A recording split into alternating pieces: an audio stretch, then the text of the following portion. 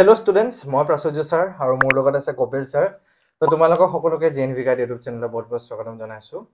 আৰু আজি আমি আলোচনা কৰিম যে এতিয়া তোমালোকৰ নৱেম্বৰ, ডিচেম্বৰ, জানুৱাৰী 20 তাৰিখে পৰীক্ষা। তো এই দুমাহ বা আঢ়ৈ মাহত তোমালোকে কি কৰিলে চিটটো পাবা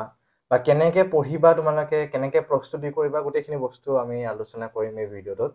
নতুনকৈ যদি আহিছে চেনেলটো সাবস্ক্ৰাইব কৰিবা, লাইক এটা দবাই দিলে ভাল পাম আমি বহুত। আৰু আমাৰ নতুনকৈ বেটচ এটা আৰম্ভ হৈছে নৱেম্বৰ 5 তাৰিখৰ পৰা। যিসকল উৎসুক ছাত্ৰ-ছাত্ৰী আছে তো তোমালোকে যোগদান কৰিব পাৰিবা এই নৱেম্বৰ 5 তাৰিখৰ বেটচটোত, ঠিক আছে। আৰু ডিচেম্বৰ 5 তাৰিখেও নতুন বেটচ এটা আহিব, কোনোবাই যদি তাতো যোগদান কৰিব বিচাৰে তাতো যোগদান কৰিব পাৰিবা। তো এতিয়া মেইন আমি আৰম্ভ কৰোঁ যে এতিয়া নৱোদয় বাছনি পৰীক্ষা তো দুমাহ আছে বা মাজত মই দুমাহ বুলিয়ে কৈছোঁ কাৰণ মাজত বিহু আহিব, দেৱালী আহি আছে, ষ্টুডেণ্টে নপঢ়ে, নতুন বছৰ আহি আছে, কিবা আহি ঢেৰ ফেষ্টিভেল আহিব কেইটামান। এতিয়া আমি দুমাহ ধৰোঁ, তো দুমাহত কি ধৰণে পঢ়িলে ভাল হ'ব এটা মই সদায় কৈ থাকোঁ। তো আজি কপিল ছাৰে ক'ব তোমালোকক কথাখিনি। তো হয় ষ্টুডেণ্টছ, তো তোমালোকক তো ক্লাছত লগ পাই থাকোঁ। তো ঠিক আছে, আজি প্ৰাচুৰ্য ছাৰ আৰু মেইনলি এইখিনি ইউটিউবৰ ষ্টুডেণ্টখিনি আমাৰ হয় ঠিক আছে। তো তোমালোকে ষ্টুডেণ্টছ, আমি যিহেতু পঢ়াই আহি আছোঁ, আমি কিছুমান অভিজ্ঞতাৰ পৰা কথা কৈছোঁ। ধৰা কিয়নো প্ৰাচুৰ্য ছাৰ আৰু মই দুইজন তোমালোকৰ নিচিনাকৈ এদিন পঢ়ি নৱোদয়ত পঢ়ি আহিছোঁ আমি, ঠিক আছে।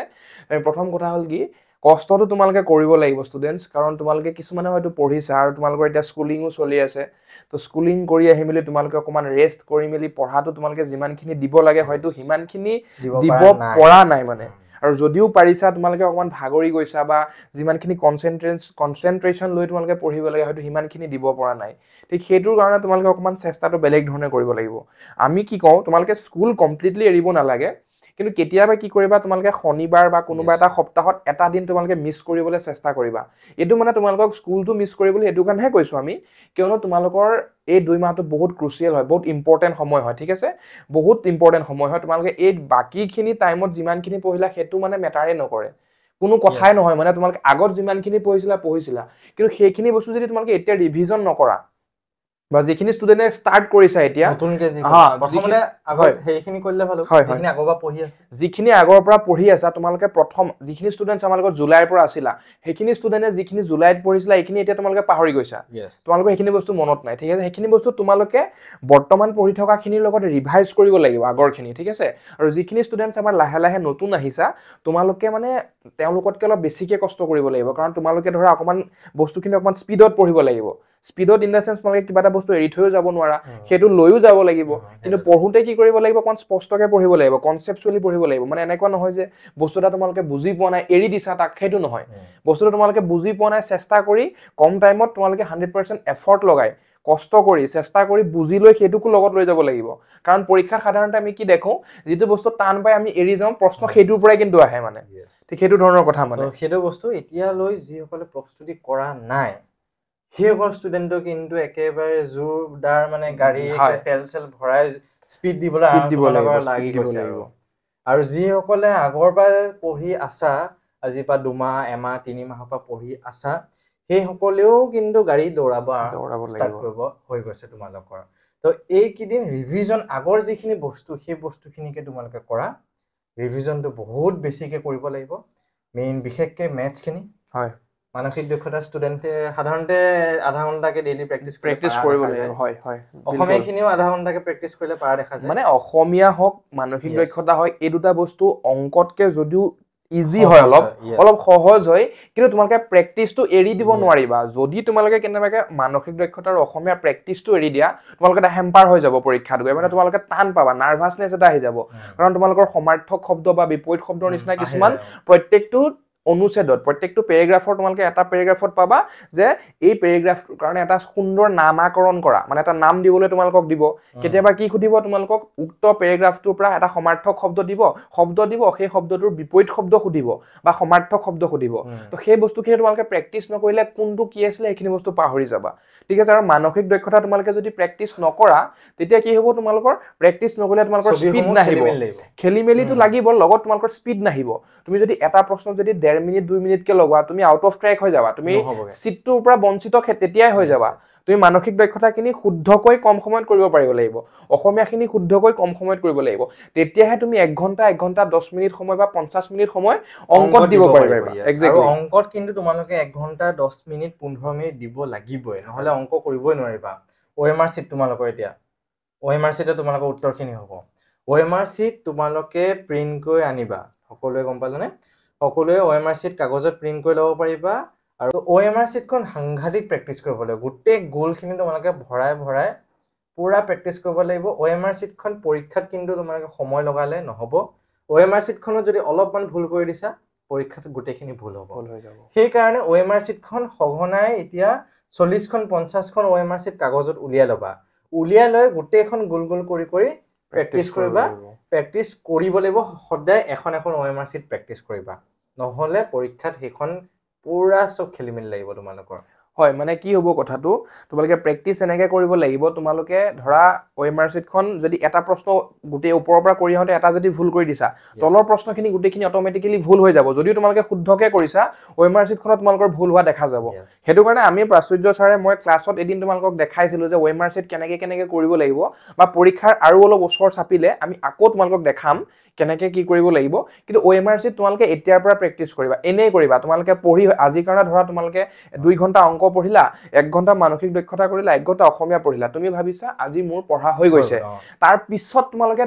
দুখন OMR sheet পাৰিলে এনেই গোল কৰিবা গোটেই গোলখিনি এনেই কৰিবা মানে হেতু কৰিলে তোমালোকৰ কি হ'ব প্ৰেক্টিছ হ'ব মানে তোমালোকৰ প্ৰেক্টিছ এক্সপেৰিয়েন্স এটা বাঢ়িব আৰু ফলত কি হ'ব তোমালোকৰ পৰীক্ষাত সুবিধা হ'ব মানে ঠিক আছে আৰু এতিয়া পৰীক্ষাত OMR sheet খন কিদৰে ফিলআপ কৰিব লাগিব মানে গোটেইখিনি আগত কৰি লৈ পেলাই OMR sheet ফিলআপ কৰিব নে এটা এটা কৰি পেলাই OMR sheet ফিলআপ কৰিব 80টা প্ৰশ্ন থাকে তোমালোকৰ সেই বস্তুটো কৰিলে ভাল হ'ব ষ্টুডেন্ট হয় মানে কি হয় চোৱা এতিয়া মোৰ ফালৰ পৰা কৈছো মইতো বহুত মানে ক'বলৈ গ'লে মই হাজাৰত OMR sheet ফিলআপ কৰিছো মই এক্সামো যিমান বিলাক দি আছো সব মানে OMR ফিলআপ কৰিব লাগে তো তোমালোকৰ লাইফৰ এন্ট্ৰেন্স এক্সাম এটা আৰম্ভণি হৈছে যিবিলাক তোমালোকে OMR sheetতে দিব লাগিব পিছলে তোমালোকে ভৱিষ্যতে যিমানখিনি এক্সাম ওৰিয়েন্টেড মানে তোমালোকৰ এন্ট্ৰেন্স ওৰিয়েন্টেড এক্সাম দিবা গোটেইখিনি তোমালোকে OMR sheetত ফিলআপ কৰিব লাগিব হেতু কাৰণে তোমালোকৰ তাৰে কি হয় তোমালোকে এটা বস্তু চাবা যদি OMR sheetত ফিলআপ যদি কোৱেশ্চন তোমালোকে বহুতখিনি একেলগে কৰিবলৈ যোৱা ধৰি লোৱা তুমি কোৱেশ্চনখিনি কৰিলে পেপাৰত টিক কৰিছা শুদ্ধ উত্তৰটো টিক কৰিছা গোটেইখিনি পেপাৰত কৰাৰ পিছত যদি তুমি গোটেইখিনি OMR sheet খনত কৰিব যোৱা ফলত কি হ'ব তোমাৰ এটা কনসেপ্ট আছে তোমাৰ হিপনোটাইজ বুলি কি হয় তুমি যেতিয়া গোল গোল কৰি আহিবা তোমাৰ চকুৱে ৰঙা নীলা দেখা আৰম্ভ হ'ব কাৰণ ধেমালি নহয় তুমি 80টা প্ৰশ্ন অকল গোল গোল কৰিলে তোমাৰ মাইন্ডটো কিবা এটা মানে লাগিব খেলিমেলি লাগিব মানে এক্স্যাক্টলি আৰু কোড ভৰাই দিবা কিবা ভুল জায়গাত সোমাই যাব কেতিয়াবা তোমাৰ কি হ'ব তুমি অপচন বি টো কাৰেক্ট দিছা তুমি কিন্তু গোল কৰি পাবা সিট কৰি পাই যাবা ভুলতে কিন্তু তোমাৰ মাইন্ডটো এনেকৈ কন্ট্ৰোল কৰিব মানে তোমালোকৰ মানে খেলিমেলি এটা হৈ যাব মানে তো সেইটো কাৰণে মই সুইটেবল এটাই পাওঁ তোমালোকে ধৰা অসমীয়া কৰি আছা অসমীয়া 10টা প্ৰশ্ন কৰিলা 10টা প্ৰশ্ন কৰি মেলি তোমালোকে 10টা বাবল মানে OMRত গোল কৰিলা ঠিক আছে নেক্সট আকৌ 10টা প্ৰশ্ন কৰিলা সেই 10টা প্ৰশ্ন কৰি মেলি কোৱেশ্চন পেপাৰখনত টিক কৰিলা আকৌ সেই 10টা প্ৰশ্ন তোমালোকে গোল কৰিলা ঠিক আছে তো সেই বস্তুটো কৰি আহিলে কি হ'ব তোমালোকৰ টাইমো অকমান বাচিব খেলিমেলিও নালাগে মানে কিবা কাৰণত যদি তোমাৰ এটা প্ৰশ্ন ভুলো হৈ গ'ল তোমাৰ 10টা প্ৰশ্নই ভুল হ'ব পিছৰখিনি ভুল হোৱাৰ সম্ভাৱনাটো কমি যায় তো সেইটো কাৰণে তোমালোকে 10টা